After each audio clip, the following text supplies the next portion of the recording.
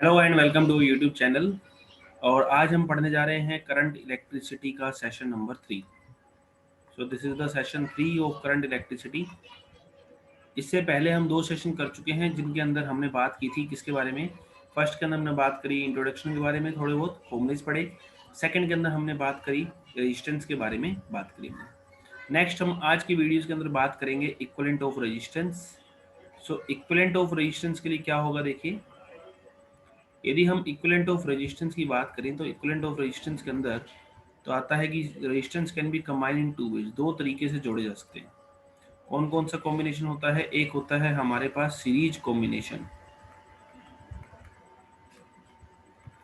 और एक होता है हमारे पास पैरेलल कॉम्बिनेशन। सीरीज कॉम्बिनेशन क्या होता है? सीरीज कॉम्बिनेशन होता है जिसके अंदर हम कहते हैं श्रेणी क्रम संयोजन, और एक दूसरा होता है जिसे हम कहते हैं समांतर क्रम संयोजन।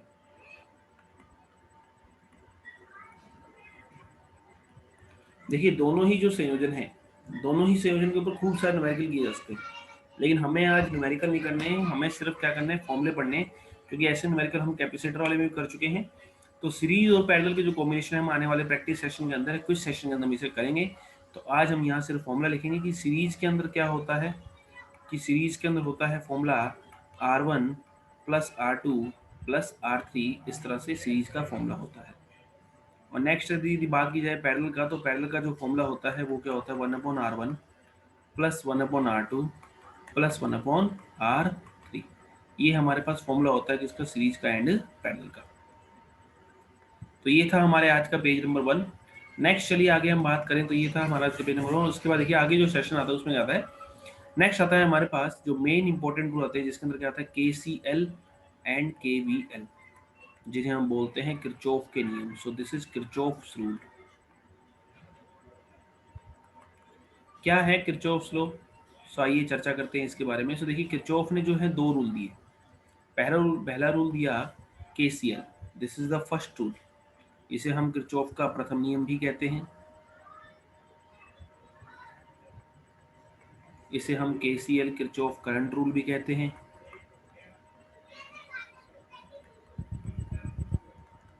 इसे हम लॉज ऑफ नोड भी कहते हैं, और इसे हम संधि का नियम भी कहते हैं। क्या होता है इस नियम के अंदर? इस नियम के अंदर ये होता है कि मान लीजिए हमारे पास यहाँ पर कोई जंक्शन है, तो इस तरह से हमारे पास यहाँ पर कोई जंक्शन है,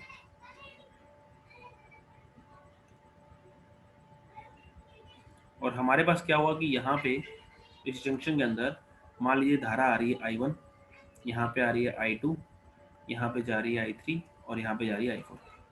तो इस नियम में कहा जाता है कि किसी भी समय किसी भी बिंदु पर या किसी भी संधि पर जो धारा का टोटल है, मतलब x बराबर 0 से लेकर n तक जो धारा का टोटल है वो क्या रहता है, 0 रहता है। आसान भाषा में आप इसे ऐसे याद रख सकते हैं कि incoming current equal to outgoing current.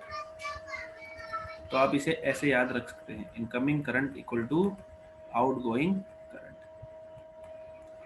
Incoming current वाला आने वाली धारा बराबर जाने वाली धारा। तो यहाँ देखिए इस बिंदु पर आने वाली धारा कौन कौन सी है, तो इस बिंदु पर आने वाली धारा है I1 प्लस I2, और जाने वाली धारा कौन कौन सी है, तो यहाँ से है I3 प्लस I4। तो I1 प्लस I2 किसके बराबर होगा, I3 प्लस I4 के बराबर होगा। ये इसका नियम है। आने वाली धारा देखिए वापिस से ध्यान दीजिए, आने वाली धारा है I1 और I2, और जाने वाला करंट कौन कौन सा है, I3 एंड I4। तो हमारे पास जो होगा वो क्या होगा, I1 plus I2 equal to I3 plus I4 होगा। और ये नियम नोट, ये खास कर बात ध्यान रखनी है क्योंकि ये आपके NDA सितंबर लास्ट ईयर पूछी गई थी। NDA सितंबर 19 के अंदर पूछी गई थी क्या, कि किरचॉफ का नियम प्रथम नियम किस पर बेस्ड है। तो this rule is based on conservation of charge. यह नियम आवेश के संरक्षण पर आधारित है। तो इसे आपको याद रखना है।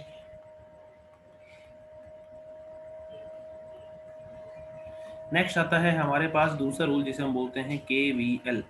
केवीएल का मतलब होता है किरचॉफ वोल्टेज लॉ,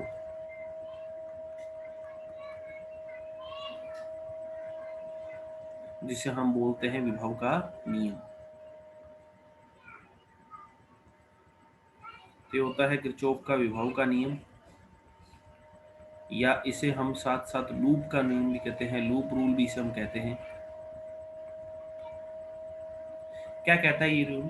ये रूल कहता है कि यदि किसी रूल में, यदि किसी बंद लूप में, बंद लूप क्या होता है, जैसे मान लीजिए हमारे पास इस तरह से ये कोई बंद लूप है, इस तरह से, तो इस बंद लूप में जो टोटल विभव का टोटल होगा, समेशन ऑफ वी एक्स बराबर 0 से लेकर कहाँ तक, एन तक, जो लूप का जो विभव का टोटल होगा वो क्या होगा, 0 होगा। यह नियम किस पर आधारित है? इसको लगाने के लिए कैसे लगाना है, इसको मैं आगे से बात करूंगा, आगे बात करूंगा। तो ये नियम किस पर आधारित है? ये नियम है based on conservation of energy.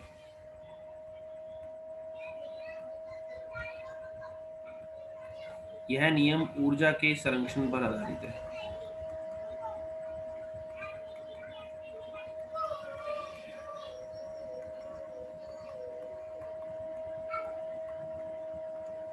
क्या है इस नियम के अंदर, इसको खास कर हमें ध्यान से समझना है क्योंकि आगे हमारे ये काम आने वाला है। सो देखिए क्या है ये नियम, आइए बात करते हैं इस बारे में। सो इस रूल को लगाने के भी रूल हैं। पहला है रूल नंबर 1। क्या है रूल नंबर 1? देखिए कि मान लीजिए यदि आप माइनस से प्लस जा रहे हैं, अभी इसका मतलब क्या है, इसको आगे आपको समझ आ जाएगा। अभी आप एक बार याद रखें, जैसे मैं बोलता जा रहा हूँ कि यदि आप नेगेटिव से पॉजिटिव जा रहे हैं तो आंसर आएगा यहाँ पर प्लस वी। ये वोल्टेज वी थी तो प्लस आएगा। यदि आप पॉजिटिव से नेगेटिव जा रहे हैं तो आपके पास यहाँ पर आएगा माइनस वी। यदि आप मान लीजिए ऐसे जा रहे हैं कि मान लीजिए रेजिस्टेंस आर है और धारा यहाँ से यूं जा रही है, तो देखिए जहाँ से करंट एंटर करता है वहाँ पे होता है प्लस, और जहाँ पे एग्जिट करता है वहाँ पे आता है माइनस। और अब आप यूं जा रहे हैं तो आप प्लस से माइनस पे जा रहे हैं, इसलिए यहाँ पे क्या आएगा, माइनस आई आर आएगा। अब यदि हम इसको आगे बात करेंगे, मान लीजिए करंट, ये प्रतिरोध है हमारे पास आर और धारा यूं बह रही है, ठीक है, या ये कह लीजिए धारा जो है यूं बह रही है, उल्टी बह रही पिछली बार से, तो धारा ऐसे बह रही है। तो अगेन जहाँ पे धारा एंटर करती है या करंट एंटर करता है वहाँ पे क्या आता है, प्लस, और जहाँ पर एग्जिट करती है वहाँ पे क्या आता है, माइनस। और अब आप यूं जा रहे हैं तो आप माइनस से किस ओर जा रहे हैं, प्लस से जा रहे हैं, माइनस से किस ओर जा रहे हैं, प्लस पे जा रहे हैं। तो आपके यहाँ पे क्या आएगा, यहाँ पे आएगा प्लस का आई आर। तो ये आपके पास आता है minus I R plus I are. इस तरह से रूल आपको ध्यान रखने हैं। अब ये रूल क्यों लगाए गए हैं, तो आप अब इसका शॉर्टकट क्या है, इसका शॉर्टकट ये है कि जिस साइन से निकलोगे वो साइन आएगा। तो मैं इसको हिंदी में लिखता हूँ ताकि आपको याद रहे। शॉर्टकट ये है, जिस साइन से निकलोगे वो साइन आएगा। देखिए जैसे यहाँ पे हम प्लस से निकले तो प्लस का साइन आ रहा है, माइनस से निकले तो माइनस साइन आ रहा है, यहाँ पे माइनस से निकले तो माइनस का साइन आया, यहाँ पे हम प्लस से निकले तो प्लस का साइन आया। और रेजिस्टेंस के केस में क्या होगा, करंट की डायरेक्शन में जाओगे तो माइनस आएगा, करंट की डायरेक्शन में माइनस आएगा,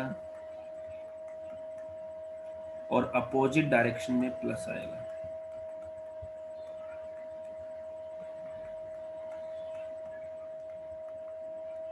तो ये आपको याद रखनी है छोटी मोटी बातें। तो अब इसको कैसे करना है, आइए हम इसको नेक्स्ट पेज पे समझते हैं। देखिए इसको कैसे रूल को लगाना है। तो इसके लिए मैं एक सर्किट बनाता हूँ। तो सर्किट कुछ इस तरह से है कि मान लीजिए हमारे पास इस तरह से, ये मान लीजिए हमारे पास कुछ इस तरह से डायग्राम, मैं थोड़ा कॉम्प्लिकेट कर रहा हूँ, आपको एग्जाम में इतना कॉम्प्लिकेट नहीं मिलेगा, बस आपको मैं समझाना चाह रहा हूँ कि किस तरह से लगाना है।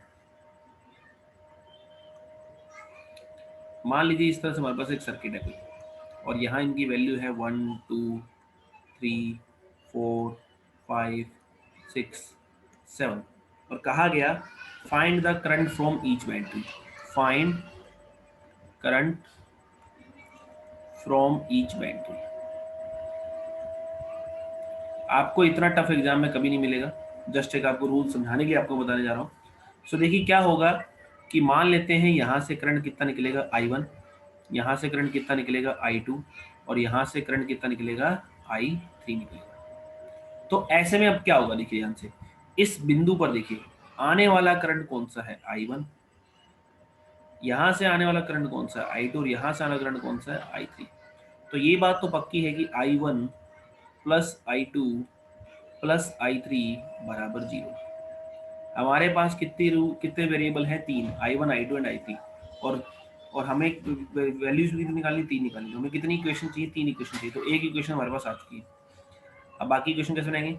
तो अब आप लूप में चलने की कोई भी डायरेक्शन मान लें, आपकी इच्छा है, कोई भी मान सकते हो, क्लॉकवाइज, एंटी क्लॉकवाइज, जो मर्जी आपको अच्छा लगे वो आप मान सकते हो। तो हमने ये मान ली। अब देखिए हम यहाँ प्लस से निकल रहे हैं, यूँ निकल रहे हैं हम। तो प्लस से निकलो तो क्या आएगा? लूप नंबर 1 है ये। तो प्लस से निकलो तो क्या आएगा? यहाँ आएगा प्लस का 7। फिर आप यूँ जा रहे हैं, देखिए करंट भी जा रहा है, आप भी जा रहे हैं। तो करंट की डायरेक्शन में जाने पर क्या आता है? रेजिस्टेंस केस में माइनस आता है। अब आप यूँ जा रहे हैं और करंट भी यूँ जा रहे हैं, तो क्या आएगा? माइनस का 2I1। अब देखिए, अब आप यूँ जा रहे हैं और करंट यूँ आ रहा है, अपोजिट जा रहा है। मैंने क्या कहा था? रेजिस्टेंस में करंट की डायरेक्शन में नेगेटिव आएगा और अपोजिट डायरेक्शन में पॉजिटिव आएगा। तो अब आप यूँ जा रहे हैं और करंट जो है उल्टा जा रहा है, तो यहाँ क्या आएगा? प्लस आएगा। और कितना आएगा? प्लस का 3I2 आएगा। प्लस से माइनस जाएंगे तो यहाँ क्या आएगा? माइनस का 6 आएगा, बराबर कितना हो गया? 0। जब सोल्व करेंगे तो 7 माइनस 6 कितना आ जाएगा? 1। और यहाँ देखिए -1 -2 कितना आ जाएगा? माइनस का 3I1 प्लस का 3I2 इक्वल टू 0। ये हमारे पास दूसरी इक्वेशन आ गई, सेकंड इक्वेशन। थर्ड इक्वेशन को आप रूल में लगा के देखिए, ठीक है। थर्ड इक्वेशन को लूप नंबर 2 के अंदर केवल लगाना है। आप स्क्रीन पॉज करके लगा के देखिए। उससे पहले आपको मैं एक बार वापस से समझाता हूँ। प्लस से निकलेंगे तो प्लस का साइन आएगा, तो प्लस से निकले तो प्लस का 7 आ गया। अब मैं यूँ जा रहा हूँ, करंट भी यूँ जा रहा है, तो इसलिए माइनस का आएगा। फिर मैं यूँ जा रहा हूँ, करंट भी यूँ जा रहा है, माइनस का आएगा। फिर मैं यूँ जा रहा हूँ, करंट अपोजिट जा रहा है, तो प्लस का आएगा। प्लस से अगेन माइनस में निकला तो माइनस आएगा, वापस से यहाँ आ गया। तो स्क्रीन पॉज करके आप ट्राई करिए। चलिए मैं लगाता हूँ इसको, देखिए माइनस निकले तो क्या आएगा? माइनस का 5। फिर मैं यूँ जा रहा हूँ, माइनस से किस पे जा रहा हूँ? प्लस पे, तो प्लस का क्या आएगा? 6 आएगा। अब मैं यूँ जा रहा हूँ और करंट यूँ आ रहा है, अपोजिट हो रहा है, तो अपोजिट होने पे क्या आएगा? प्लस का 3I2 आएगा। फिर मैं यूँ जा रहा हूँ, देखिए घूम के, और करंट अपोजिट जा रहा है यूँ, तो अपोजिट जा रहा है, तो अपोजिट में क्या आएगा? प्लस आएगा। तो इसमें क्या आएगा? 4I3 इक्वल टू क्या आ जाएगा? 0 आ जाएगा। तो ये हमारे पास 3 इक्वेशंस आ गई, 3 ही हमारे पास वेरिएबल्स हैं। So we have 3 equations and 3 variable, that's why we can solve it. So basic हमें यही करना है। कुल मिला के आपको मैंने क्या सिखाया कि रूल को किस तरह से लगाना होता है। तो यही आपको रूल को लगाना सीखना है, ज़्यादा इसके अंदर हमें नहीं जाना डीप के अंदर। हमें सिर्फ रूल लगाना आना चाहिए, कहीं भी हमें जरूरत पड़ सकती है इसकी कभी भी। नेक्स्ट देखिए हमारे पास क्या आता है? नेक्स्ट आता है हमारे पास सेल। सेल हमारे पास क्या होता है? देखिए सेल होता है हमारे पास, सेल वह युक्ति है जो कि केमिकल कन्वर्ट जो है, किसको कन्वर्ट करती है? Chemical energy to electrical energy, रासायनिक ऊर्जा से chemical energy to electrical energy.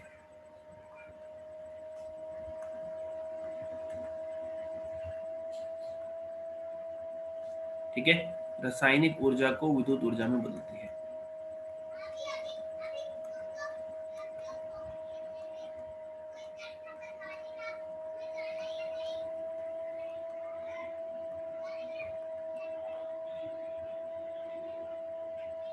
ये होती है हमारे पास cell.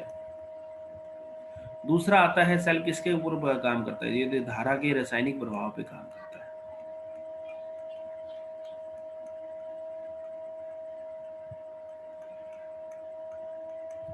Works on the chemical effect of current. ठीक है, तो works on the chemical effect of current.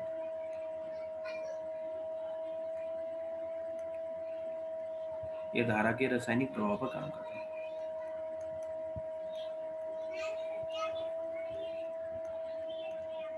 तो ये है हमारे पास दो छोटी मोटी बातें जो आपको याद रखनी है। अब आता है इसके अंदर 3 चीजें होती हैं। पहली आती है हमारे पास ईएमएफ। ईएमएफ को हम क्या बोलते हैं? इलेक्ट्रोमोटिव फोर्स बोलते हैं। इंग्लिश में हम इसे बोलते हैं विद्युत वाहक बल।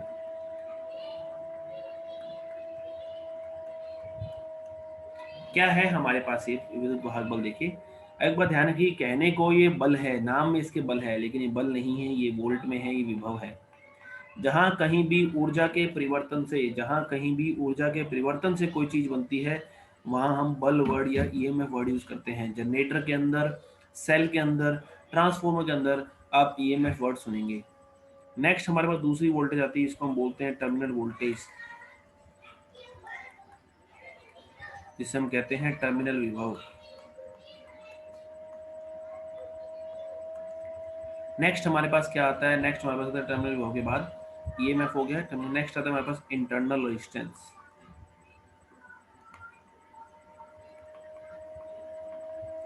जिसे हम कहते हैं आंतरिक प्रतिरोध।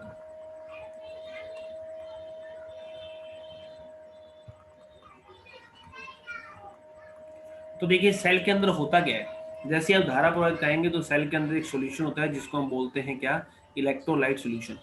ठीक है, ये क्या होगा, कोई अम्लीय सॉल्यूशन होगा, जैसे ही अम्लीय सॉल्यूशन जैसे ZnSO4 या HCl, इस तरह से एसिडिक सॉल्यूशन होगा। जैसे ही आप धारा प्रवाहित करेंगे तो अपने अपने आयनों में टूट जाएगा, और अपने अपने में टूट के ये आयन जो है प्लस और माइनस तरफ भागेंगे, उनसे धारा बनेगी।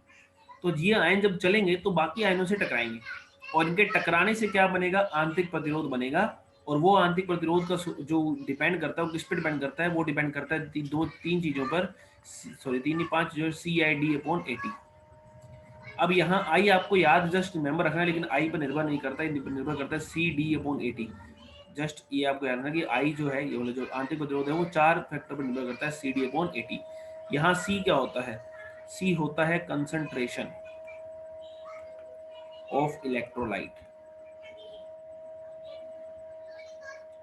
ठीक है, कंसंट्रेशन ऑफ इलेक्ट्रोलाइट। तो सांद्रता पर निर्भर करता है, कंसंट्रेशन होता है सांद्रता पर। नेक्स्ट आता है डी।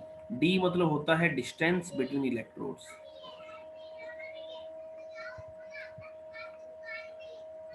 इलेक्ट्रोड के बीच की दूरी पर निर्भर करता है।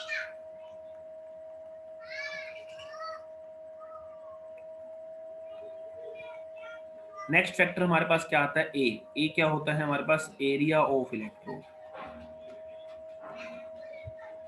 इलेक्ट्रोड के क्षेत्रफल पर निर्भर करता है, जितना इलेक्ट्रोड का क्षेत्रफल ज्यादा होगा उतना जो है ये आंतरिक प्रतिरोध क्या होगा हमारे पास, कम होगा। तो इलेक्ट्रोड के क्षेत्रफल पर निर्भर करता है। नेक्स्ट हमारे पास आता है टी। टी मतलब क्या होता है, थिकनेस, सॉरी टी मतलब क्या है हमारे पास, टेम्परेचर। टेम्परेचर पर निर्भर करता है, टेम्परेचर ऑफ इलेक्ट्रोलाइट, मतलब तापमान पर निर्भर करता है। क्योंकि तापमान ज्यादा होगा तो सांद्रता ज्यादा कम हो जाएगी, सांद्रता कम होने से टकरें कम होगी, टकरें कम होने से प्रतिरोध कम हो जाएगा। तो इसलिए इनवर्सली प्रोपोर्शनल होता है हमारे पास।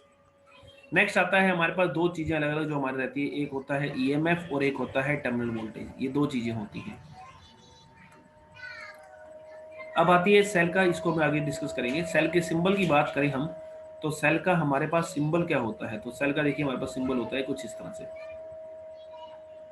या तो हम ये लिखते हैं या हम इसे ऐसे लिखते हैं। यहाँ ई क्या है, विद्युत वाहक बल। आर क्या है हमारे पास, आर है हमारे पास आंतरिक विद्युत। तो या तो इसे ऐसे लिखते हैं, ऐसे लिखते हैं। अब देखिए क्या है, टर्मिनल वोल्टेज क्या है, सुने। मान लीजिए आप मार्केट से एक सेल लेके आए, तो ये आपका सेल है, ठीक। और यहाँ आपने सेल के साथ, ये इस तरह से सेल है आपके, और आपने यहाँ इसे जोड़ दिया, तो ये हमारा आर प्रतिरोध है, बाह्य प्रतिरोध है, एक्सटर्नल रेजिस्टेंस से आपने इसे जोड़ दिया। तो आपको जो यहाँ पर वोल्टेज मिलेगी, जो वोल्टेज यहाँ पर मिलेगी वही वोल्टेज यहाँ पर मिलेगी, क्योंकि दोनों पैरेलल में है। तो ये वोल्टेज ही क्या कहलाती है, ये वोल्टेज ही कहलाती है हमारे पास टर्मिनल वोल्टेज। तो देखिए टर्मिनल वोल्टेज होता क्या है, तो आइए इसको हम समझते हैं। तो हमारे पास मान लीजिए ये हमारे पास धारा है ई, विद्युत वाहक बल है ई, सेल है हमारे पास आर, और हमने यहाँ पर एक बाह्य प्रतिरोध लगा दिया, कितना लगा दिया, कैपिटल आर। और यहाँ पे मान लीजिए सेल में धारा बहने लगी कितनी, आई। तो हमारे पास टर्मिनल वोल्टेज का समीकरण क्या होगा, इसमें से धारा कितनी बह रही है, आई। तो हमारे पास यहाँ पर जो वोल्टेज है वो कितनी होगी, यहाँ वोल्टेज होगी V, और वो कितनी होगी, I इंटू आर होगी। तो V बराबर हो गया I इंटू आर। केवीएल जब आप लगाएंगे, तो केवीएल लगाने पर आप क्या पाएंगे कि E प्लस से निकलने प्लस का I, मैं इधर जा रहा हूँ, धारा भी इधर जा रही है तो माइनस का IR, फिर मैं यूँ घूम के जा रहा हूँ, धारा भी यूँ जा रही है तो माइनस का I इंटू आर बराबर 0। तो ऐसे में क्या होगा, ऐसे में होगा I इंटू आर बराबर E माइनस IR, या I इंटू आर V था तो V equal to E minus IR। इसे हम बोलते हैं सेल की समीकरण,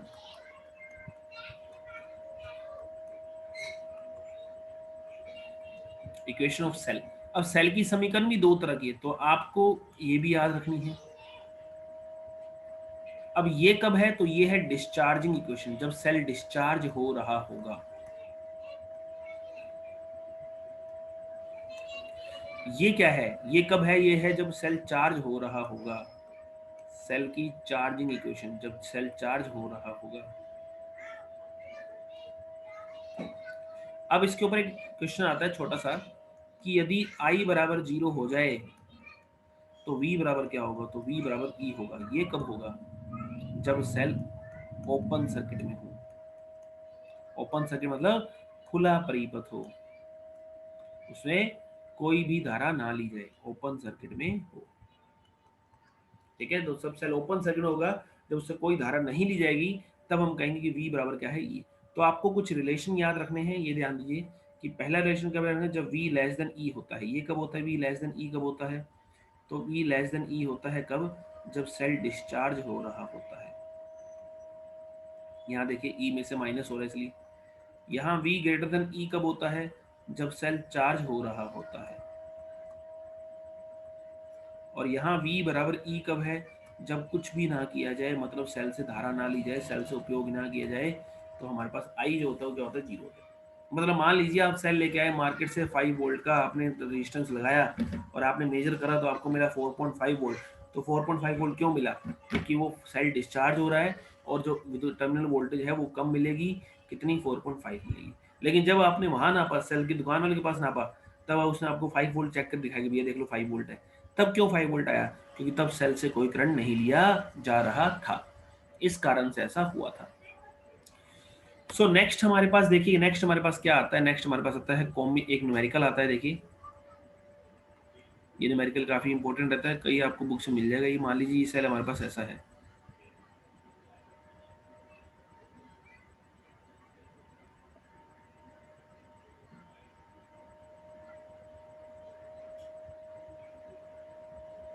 तो ये है हमारे पास 8 वोल्ट 1 ओम, ये है हमारे पास 4 वोल्ट 0.5 ओम, ये है हमारे पास, यहाँ 0.5 है, यहाँ 1 है, यहाँ है हमारे पास 2 ओम, और यहाँ है हमारे पास 4.5 ओम। सो 4.5, ओके। सो हमें बोला गया ये सेल हमारे पास X है, ये सेल हमारे पास Y है। कहा गया find the terminal voltage across each cell.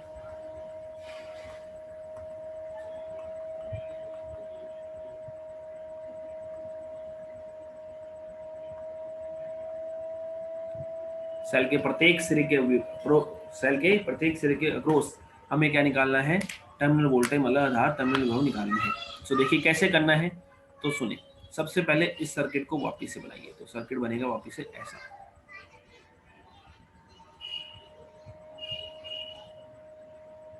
क्योंकि मैंने कहा था सेल का सिंबल है ये, ऐसा बनेगा।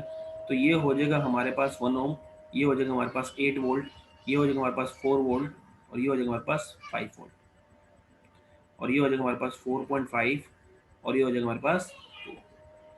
अब हमने क्या किया, हमने यहाँ से धारा लगा दी, मतलब किरचॉफ का नियम लगा दिया। माना परिपथ में धारा कितनी बह रही है, आई बह रही है, चाहे आप आई इधर मान लीजिए, चाहे आप आई इधर मान लीजिए, उससे कोई फर्क पड़ने वाला नहीं है, क्योंकि हमें तो पता ही नहीं है। हम गलत ही मान लेंगे तो हमारा आंसर क्या आ जाएगा, नेगेटिव आ जाएगा, तो उससे कोई लेना देना नहीं हमें, तो हमने इधर मान लिया। सो मैंने जो लूप है वो भी, चलिए इधर लगा लेते हैं हम। तो देखिए मैं प्लस से निकलूँ तो क्या आएगा, प्लस का 4, फिर मैं यूँ जा रहा हूँ, धारा यूँ जा रही है, तो क्या आएगा, प्लस का 0.5 है, क्योंकि प्रतिरोध की अपोजिट डायरेक्शन जाने पर क्या आता है, प्लस आता है। मैं यूँ जा रहा हूँ तो मैं माइनस से निकल रहा हूँ, तो क्या आएगा, माइनस का 8। फिर मैं यूँ जा रहा हूँ, धारा यूँ चल रही है, तो क्या आएगा, प्लस का आएगा, प्लस का 1 इंटू आई। देन मैं यूँ गया, अगर देखिए धारा तो पूरे परिपथ में एक जैसी रहेगी, तो ये दोनों किसमें, सीरीज में है, तो मैं दोनों एक साथ ले देता हूँ, प्लस का 6.5 इंटू आई, एंड देन मैं यहाँ माइनस से प्लस आ गया, ये तो हो ही गया, और ये भी हो ही गया, तो इक्वल टू क्या आ गया, 0 आ गया। तो ऐसे में 4 माइनस 8 क्या आएगा, -4, ये उधर चला जाएगा तो बन जाएगा 4, इक्वल टू ये कितना बन जाएगा, ये बन जाएगा 8 इंटू आई। तो यहाँ से आई कितना आएगा, आई आएगा 4/8, मतलब कि 1/2, मतलब कि 0.5 एम्पियर, ये हमारे पास आ जाएगा। तो मतलब जो करंट होगा परिपथ के अंदर वो हमारे पास कुछ ऐसा होगा, और कितना होगा, 0.5 एम्पियर होगा। नाउ आगे हम बात करें यदि, सो अब ध्यान दीजिए, अब कौन सा सेल चार्ज हो रहा है, कौन सा डिस्चार्ज हो रही बात करें, तो इसके प्लस से करंट निकल रहा है इसलिए डिस्चार्ज हो रहा है, इसके प्लस में करंट जा रहा है इसलिए चार्ज हो रहा है। ठीक है, तो जिसके प्लस से करंट निकल रहा है, पॉजिटिव से करंट निकलेगा, पॉजिटिव से करंट एमिट होगा, तो ये क्या होगा, तो ये डिस्चार्ज होगा। और यदि पॉजिटिव में करंट आएगा, पॉजिटिव में करंट यदि एंटर होगा, तो ये क्या होगा, तो ये चार्ज होगा।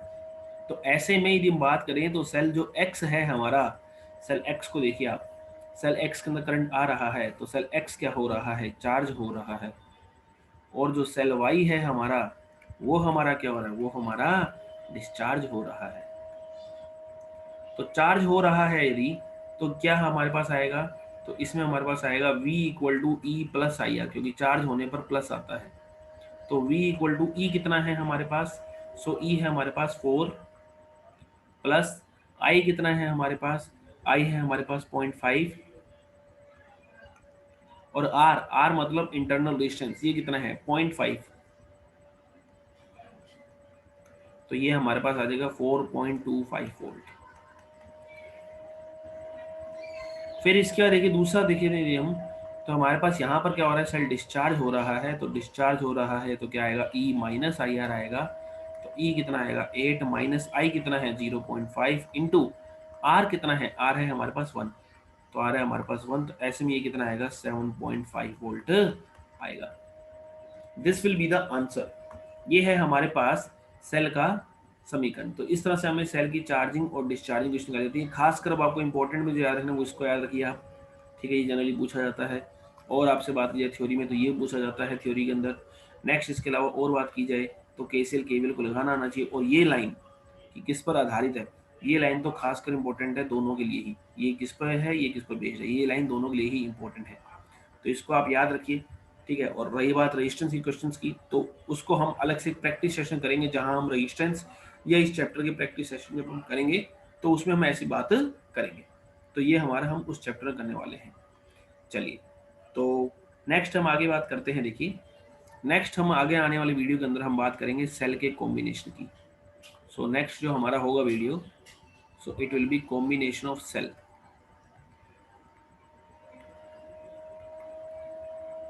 विच इज कौन कौन से कॉम्बिनेशन जोड़ा जा सकता है सीरीज कॉम्बिनेशन के अंदर, एंड नेक्स्ट आता है पैरेलल कॉम्बिनेशन के अंदर, और साथ साथ आएगा क्या, मिक्स कॉम्बिनेशन। और सेल की कॉम्बिनेशन को हम क्या कहते हैं, बैटरी कहते हैं। तो इसको हम आगे आने वाले चैप्टर में पढ़ेंगे। और इसके साथ साथ हमारा एक वीडियो और आएगा क्या, मीटर बेस पे, प्लस आएगा पोटेंशियोमीटर पे, प्लस आएगा अलग से, ये एक साथ आएगा, फिर आएगा हमारे पास पावर पर, पावर और हीट पर एक अलग से वीडियो आएगा। सो होप आपको आज का वीडियो अच्छा लगा होगा। तो आप पढ़ते रहिए, कोई भी डाउट हो, एनी डाउट हो, you can mail me at my ID। My email ID is yka191@gmail.com। और बाकी आपको टेलीग्राम का जो चैनल का लिंक है वो आपको डिस्क्रिप्शन में मिल जाएगा। सो पढ़ते रहिए। Thank you. जय हिंद, जय भारत।